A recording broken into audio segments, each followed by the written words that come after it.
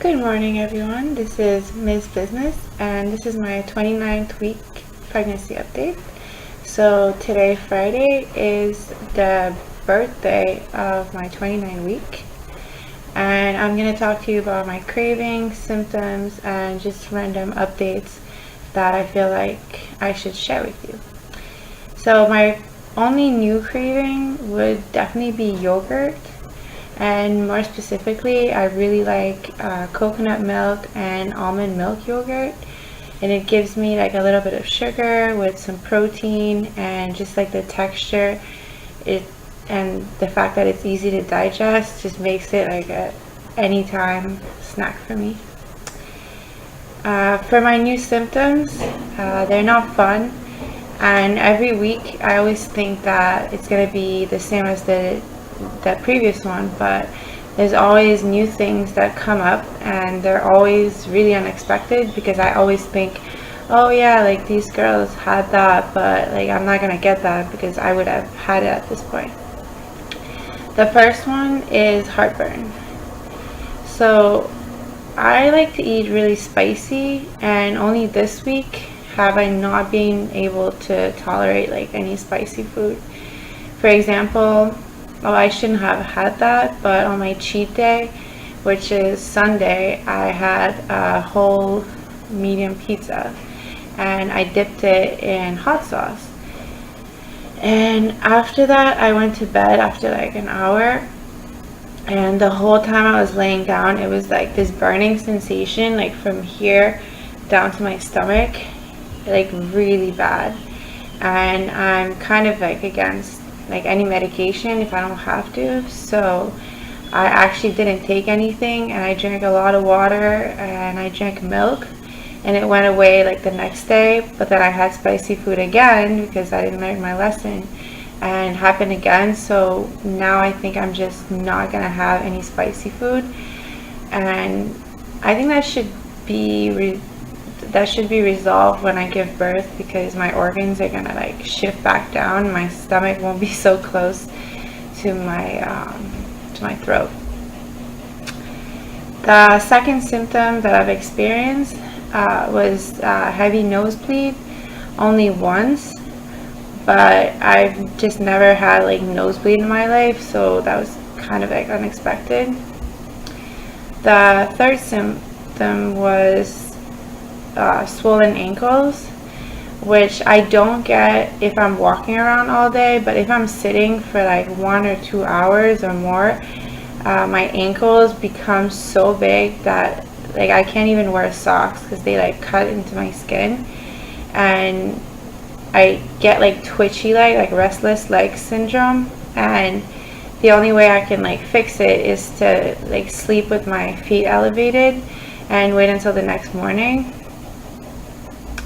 The other symptom is that I've been really impatient with a lot of things, like on the road, with my coworkers, with my family, just because I just feel like I just like don't feel comfortable, and I feel like it's kind of like impacting my mood, which I try not to do, but it's kind of hard when you have like all these hormones that are fluctuating like all the time.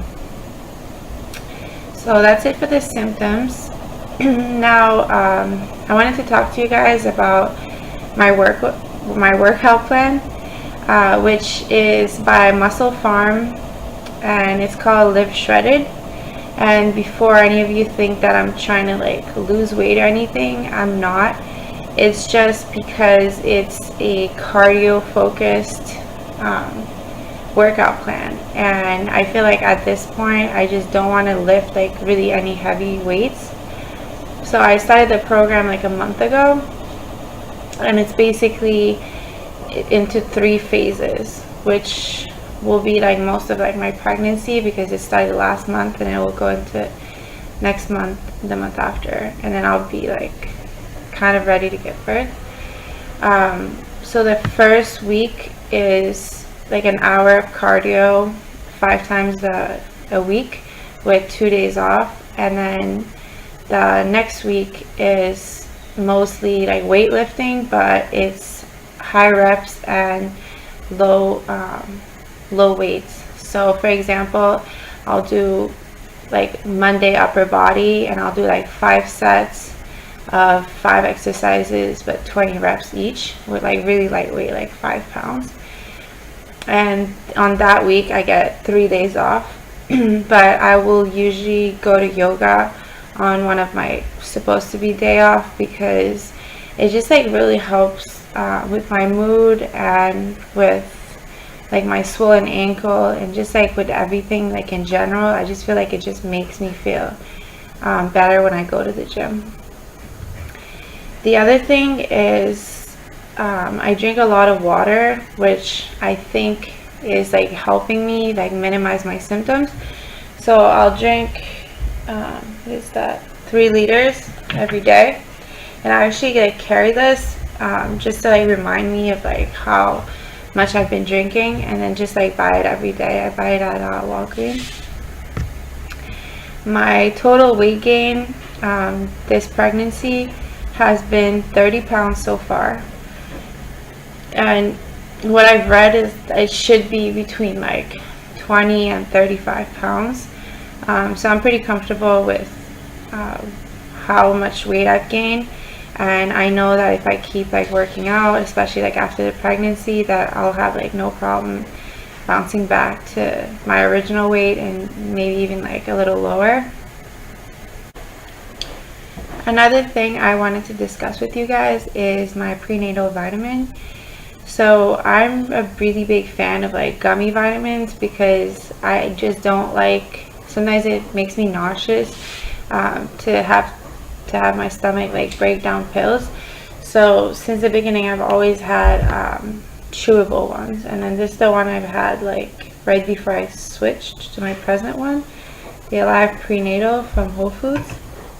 And I realized that it doesn't have iron in it, and I just didn't want to take like a separate like iron supplement, because I feel like that's too many pills. So I switched to Rainbow Light Vibrance prenatal one, which has, let's see, 27 milligrams of iron, and it says it's 100% of the recommended daily value for pregnant and lactating women. So I think it might help me with my iron intake, since I am a vegetarian and sometimes it can be hard to get all the iron I need. The last thing I wanted to talk about, and I know I've been talking about that a lot, but I went back for my 3-hour glucose tolerance test, which I was really nervous about, because they called me back even though I think I have like a really good diet, and I try to keep my carbs down unless it's my cheat day, which is Sunday. And I think that like because my grandfather had type 2 diabetes, that I might be more at risk even though I have a good diet. So I went back in, and then I got the result 2 days after. So my fasting blood sugar was 72 milligrams per deciliter. Then after 1 hour it spiked all the way up to 193. Then after 2 hours it went all the way back down to 94, and after 3 hours it went to 48, which was like way lower than even like my fasting blood sugar.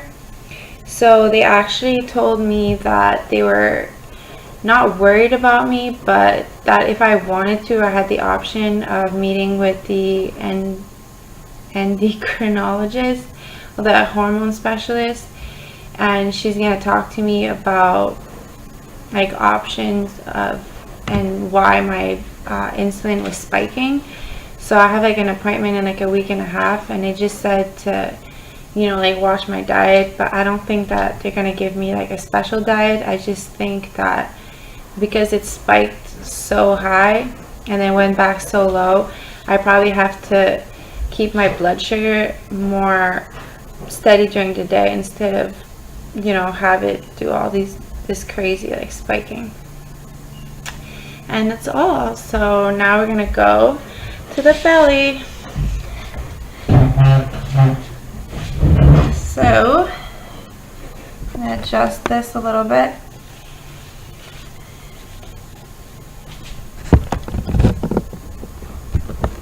This is it from the front.